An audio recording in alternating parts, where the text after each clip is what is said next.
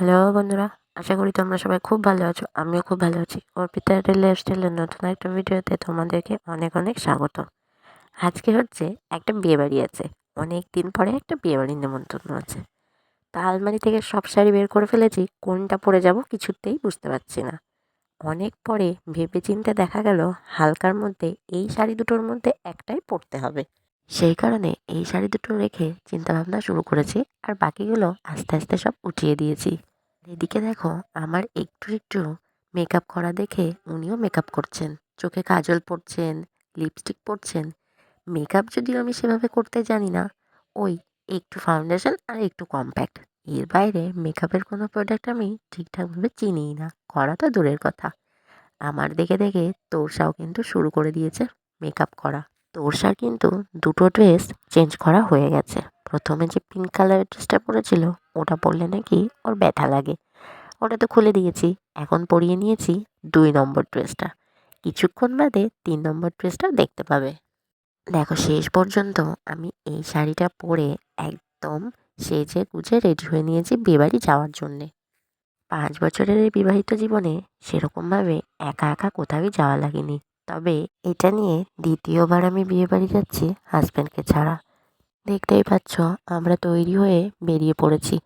রাস্তায় বেশ অনেকটা দূর চলেও এসেছি।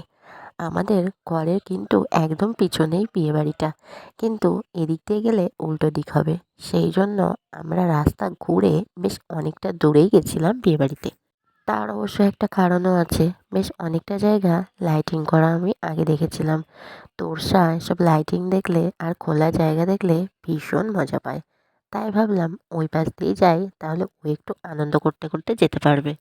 তোরসা হওয়ার পর থেকেই মনে হয় ওর খুশিটাই যেন সব কিছু। ও খুশি হলেই যেন আমরা খুশি হয়ে যাই। যখন তোরসা হয়নি, তখন বাবা মা যখন এই কথাগুলো বলতো, তখন বেশ হাসিই পেত। এটা আবার কখনো হয় নাকি? কিন্তু এখন নিজের মা হওয়ার পরে বুঝেছি, না, এটাই সত্যি। দেখো, যে কারণে আমরা একটুখানি রাস্তা অনেকটা ঘুরে ঘুরে এসেছি, সেটা হচ্ছে তোরসার আনন্দ। ও যে কি আনন্দ পাচ্ছে, নাচতে নাচতে আগে আগে ও বিয়েবাড়িতে যাচ্ছে। এর আগে আরেকটা বিয়েবাড়ি পেয়েছিলাম, সেটা হাজবেন্ড ছিল। তখন গেছিলাম, ভিডিওটাও করা আছে, কিন্তু এডিট করার জন্য কখনো আপলোড করা হয়নি। কোনো এক সময় অবশ্যই তোমাদের সাথে শেয়ার করব।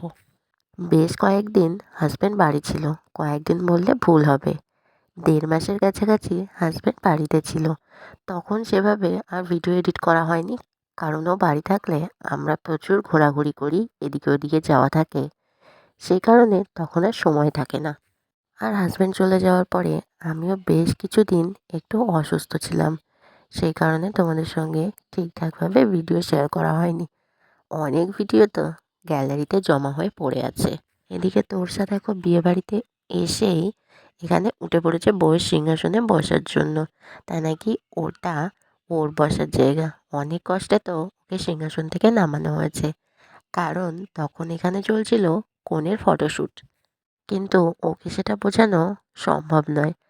আমরা একটু বসে কফি পকোড়া খেয়ে তারপরে চলে গেছিলাম একবারে খাওয়ার ওখানে, কারণ ওখানে বসার জায়গাটাও একটু কম ছিল, আর তোরসাও ভীষণ জ্বালাতন করছিল। সেই কারণে ভাবলাম তাড়াতাড়ি খাওয়া দাওয়া করে বাড়ি চলে আসি। আর ওর বাবাই থাকলে এইসব চিন্তাগুলো তো আমাকে করতে হয় না, যেহেতু ও নেই, সেই জন্য এই চিন্তাগুলো এখন আমারই। কোনো অনুষ্ঠান বাড়িতে খেতে গিয়ে সবার প্রথমে তোরসার কাজই হচ্ছে টেবিলের উপরে উঠে বসে থাকা। যেখানেই আমরা যাই না কেন নিমন্ত্রণ খেতে, সেখানেই তোরসা টেবিলের উপরে উঠে বসে থাকে। তোমরা দেখতেই পাচ্ছ, আজকেও কিন্তু তার অন্যথা হয়নি। শুধু যে বসে থাকে তাই নয়, রীতিমতো খেলাধুলা শুরু করে দেয়। দেখো, এদিকে আমাদের খাবার চলে এসেছে, বেশ কিছুটা খাওয়াও হয়ে গেছে। মেনু কার্ডের ছবিটা আমি আগেই শেয়ার করে দিয়েছি। এখানে এখন চলছে ইঁচড় চিংড়ি। তো ওর সাথে অন্যি অনুষ্ঠান বাড়ি গিয়ে খাক আর না খাক, ওদের জন্য একটা প্লেট কিন্তু ওর সাথে অনুষ্ঠান বাড়িতে এত ভালো খায়, বাড়িতে এসে না খাওয়ালে রাতে ঘুমোতে দেয় না। মানে ওর সাথে কিছুই খায় না, আর বাড়িতে আসলে রাতে পেটে খিদে থাকলে কি ঘুম হয়? আমরা যখন খাচ্ছিলাম তখন বর এসেছিল, সেই ভিডিওটা করা হয়নি, তাই খেয়ে উঠে এসে আগে বরের ভিডিওটা একটু করে নিলাম। আর গান বাজছে, তোরসা নাচ করবে না এটা তো হতেই পারে না। এদিকে দেখো চলে এসেছি, তোরসা এখন একটু এখানে নাচ করবে, সঙ্গে অবশ্য তন্নিও আছে। তোরসা তন্নি তো এখানে 1 ঘন্টা নাচ করার পরেও একটুও ক্লান্ত হয়নি। ওরা তো কিছুতেই বাড়ি আসতে চাইছিল না, কিন্তু আমার আবার ওখানে ভালো লাগছিল না। অনেক কষ্টে জোর করে 2 বোনকে নিয়ে আমরা বাড়ি এসেছি। ভিডিওটা ভালো লাগলে অবশ্যই লাইক কমেন্ট শেয়ার করো, আমার চ্যানেলটিকে ফলো করতে ভুলো না।